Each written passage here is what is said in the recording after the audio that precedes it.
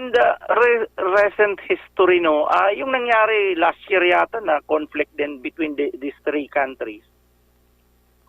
Immediately, mga around 3 days lang, wala na eh.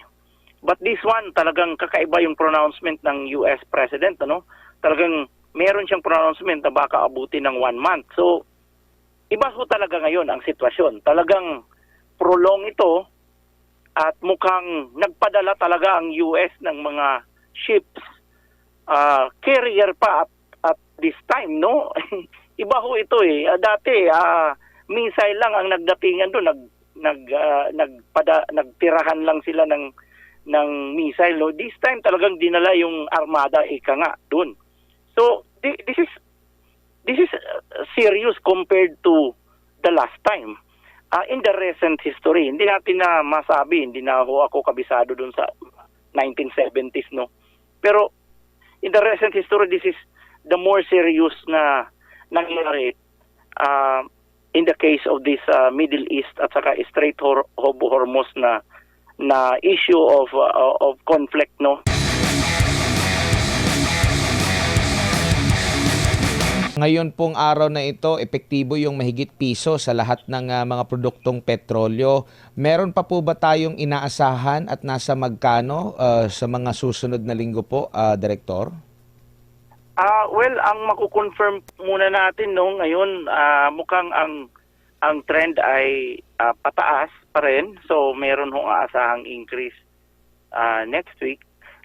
But we want to be sure yung confirmation kung magkanong estimate by end of this week. Kasi apakaaga pa ho, Sir Admar, na nasa pangalawang araw pa lang, hinihintay pa nga na bukas ho namin makukuha yung, makukompute yung estimate sa even the 2 days lang. So, medyo ayaw naman natin magbigay ng parang alanganin. Monday pa lang kanina ang na-estimate namin ngayon, kukunin namin yung pangalawang. Stable na talagang computation para makita naman natin kung bababa pa for the next few days. Kasi meron pa tayong Tuesday, Wednesday, Thursday, Friday. Bukas makukuha ko na yung Tuesday. So talagang alanganin mo talaga ngayon na magsabi ho kung pataas. Pero may chance ho talaga na pataas dahil nga mas mataas ho yung Monday kaysa even the Friday last week. Opo. Sa tagal nyo na rin po, dyan po sa DOE Director, kumpara po sa mga nakalipas din na mga tensyon, ano yung nakikita ninyo na comparison dito? Mas malubha ba to? Mas or may kahalintulad nitong mga nakalipas na mga taon o dekada? Well, hindi na ho tayo lalayo. Yung nangyaring nakaraang taon yata na talagang nag-away din pa at that time yung Iran at saka US again at saka Israel if we remember mga nakaraang taon lang at doon talagang tumaas ho yung price at well ang pinaka mataas siguro na parang kahintulad nito kasi madali lang naman humupa yung nakaraan na yun na problema ng Iran, Israel at US. Ang medyo kung mapuprulong ito ay may kapareho ito yung Ukraine, Russia. At that time yung presyo ho natin ng pump price, if I remember right, umaabot na ho ng 85 to 90. In isolated areas like Boracay, naalala ko, umaabot ho ng 100 pesos. So ngayon, nasa around 60 pa lang ho tayo. So medyo malayo-layo pa ho tayo. So let's see kung ano yung magiging development. Pero dumaan na ho tayo yung Ukraine-Russia crisis. Around June of 2022, naalala ko yun, nagpipik ko yung pump price to 85 to 90 pesos. At in isolated islands like Boracay, na-notice namin na umaabot na ho ng 100 pesos per liter. Opo. Dito naman po sa... same din ba yung senaryo na minabuti ng mga shipping na hindi dumaan sa Strait of Hormuz dito, Director, and kasi ito yung dinadaanan ng mga yung shipment natin sa langis mo. Same din ba or mas malubha ngayon kasi na viral na online yung pagbabawal, may mga pagbabawal na ng Iran na makadaan doon sa Hormuz yung mga shipment? Well, in the recent history, no, yung nangyari last year yata na conflict din between these three countries. Immediately, mga around 3 days lang, wala na eh. But this one, talagang kakaiba yung pronouncement ng US President, ano? Talagang meron siyang pronouncement na baka abutin ng 1 month. So, iba ho talaga ngayon ang sitwasyon. Talagang prolong ito at mukhang nagpadala talaga ang US ng mga ships, carrier pa at this time, no? Iba ho ito eh. Dati, missile lang ang nagdatingan doon, nagtirahan lang sila ng missile. No? This time talagang dinala yung armada ika nga doon. So this is serious compared to the last time. In the recent history, hindi natin na masabi, hindi na ako kabisado doon sa 1970s, no. Pero in the recent history, this is the more serious na nangyari in the case of this Middle East at saka Strait of Hormuz na issue of conflict, no. Opo. So ito lang ho ang alam ko talaga na medyo seryoso, may katagalan na kung masusunod, kung tatama yung estimate na ng President ng US, matagal ho talaga yan. Aabutin ho ng 3 to 4 weeks. So, ito lang seryoso.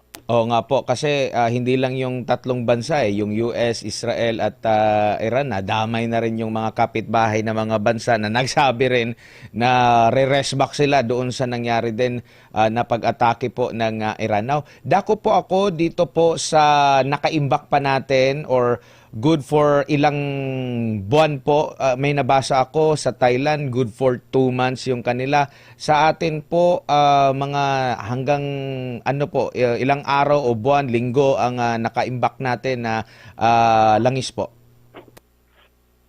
Well, I'm not sure, no, dun sa ASEAN, alam ho namin sa mga engagement na yan, wala ho talagang mga strategic petroleum reserve. Halos lahat ng lahat ng ASEAN, nagkataon lang na may indigenous supply yung Malaysia, Indonesia at Brunei. Pero the rest, wala ho talagang strategic petroleum reserve. So if at all, talagang commercial inventory ho din yan. Gaya ho natin, yung private sector yung nakahawak, hindi ho yung government. Or yung kanilang GOCC, yung kanilang government-owned, state-owned corporation. But then again, absence of a strategic petroleum reserve, normal business model would be to maintain, what you call the minimum inventory requirement. So meron ho tayo nun. At yung nakaraang, sa Monday, nag-meeting ho tayo, the report ng mga oil company, weekly ho ang updating ng report na yan sa Department of Energy. Kinonfirm ho ng aming secretary at may assurance ho, talagang inassure tayo ng mga oil sector na yung reported inventory totaling around 50 days supply dun sa finished product, no, except LPG. So we're talking about gasoline, diesel, aviation fuel, fuel oil. Except LPG kasi 28 days. Kaya lang, if you look at the minimum inventory requirement natin, 15 days lang ho doon sa finished product na liquid petroleum products. No? At sa LPG, 7 days lang ho ang ating regulation dyan. So, mukhang triply ho doon sa ang petroleum products. No? At itong lahat ng mga oil company, gumagamit na ho yan ng mga trading arm. Either o in-house nila or meron silang ginagamit na firm or office, no, na hinahire nila. So itong mga trading arm, lahat ng available supply globally, kaya yung i-access yan. Like isa na ho dyan yung mga like Vitol, like Eastern Shell Petroleum, like Trifigura. So yan hong mga trader na yan access fuel on the global scale. So ang assurance lang na kailangan naming i-confirm every now and then, yung regular meeting Monday, ngayon may plano kami bukas, Wednesday, ay kung itong mga oil company nagkakaroon ba ng issue dun sa trader nila. At kung merong issue, may instruction ba sila na hanapin yung outside of Middle East? Because we just want to make sure na palagi natin instruction ba sila na hanapin yung outside of Middle East. Because we just want to make sure na palagi nating nauunahan, na-anticipate. Kung may issue yung Middle East, I'm sure na yung trader na yan could access other supply away from Middle East. So, yan ang binabantayan namin, yan ang sinasabi ni Secretary na tutukan nyo na hindi tayo mahuli doon sa pag-access sa ibang supply. Because these are normal business decisions na ginagawa ng mga trader. Ang importante, yung instruction ng oil company na andyan on time. Kasi baka mahuli tayo. Opo. Alam natin, Director, na hindi lang Pilipinas yung nag-aangkat po, no, na dependent sa mga langis po, no, lalo na galing dyan sa Middle East.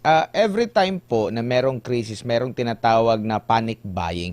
Wala po bang ganyan na pangyayari, halimbawa sa ibang mga bansa na maraming bibilhin na mga hindi ba yan na possibility na magkaroon ng kakulang kasi maraming mag-aagawan kasi baka nga tumagal pa itong problema dyan sa gitnang silangan. Mayroong ganyan din po ba ng mga senaryo, Director, na nangyari na sa nakalipas? Well, aside siguro nung 1976, if I'm not mistaken, yung oil embargo. Yun siguro kasi sinara talaga yung Middle East supply. Ngayon, temporary lang ho yan. So, it's a matter of time. Kung mag-prolong ho yan, talagang mangyayari na magkakaroon ng kakulangan. So, ang estratehiya ho talaga dyan is yung ang close coordination sa oil company, kailangan mauna ho tayo makipagkontrata. Kasi meron ho talaga niyang maiiwanan dahil ang ultimate na point of decision ng mga trader dyan, kung sino ang mas malaki ang kayang magbayad, no? Nangyari na ho yan sa Ukraine-Russia. Dati hindi nag-i-import ng liquefied natural gas ang Europe.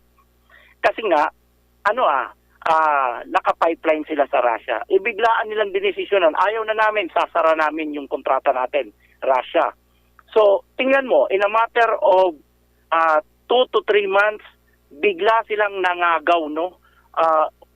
Biglang, ultimately, yung buong record ng 2022, biglang nagkaroon ng importation ang Europe, an increase of 50 metric ton annually.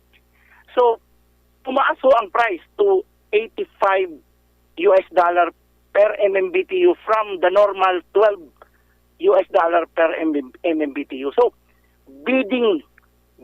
binid out ho niya yung ibang mga bansa. So, may possibility na tayong ganun. Kaya, ang importante ho, mabilis ho tayo, maagap tayo with the oil companies natin. Kaya lang, unfortunately, ang presyo ho, hindi ho malayo mangyari dun sa natural gas. Yung mangyayari kung ganyang may prolong na delay dun sa deliveries going out from Middle East area. Opo. Bilang panghuli na lang po, ano po ang magagawa ni Juan de la Cruz, contribution niya dito sa krisis na posibleng kaharapin natin po, no, lalo na tayo ay dependent sa mga imported na mga produktong petrolyo, gumagamit din po ng mga liquefied petroleum gas sa pagluluto po. Nasa inyo po yung pagkakataon, mensahe, sir? Well, unang-una, ang maganda ngayon on the onset nitong mga nakaambang increase, no, gusto nating i-remind ang ating consumers na tuloy-tuloy lang ho ang pagbibigay ng mga oil companies ng fuel discount doon sa gasoline station mismo. So, agarang bawas ho kaagad yan per liter, no. Nakita namin yung meeting sa Monday, nakita natin yung list of available discount promos ng oil companies.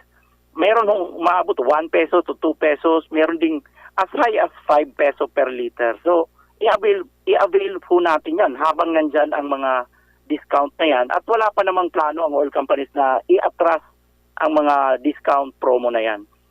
Pangalawa, of course, we want to encourage yung efficient na paggamit.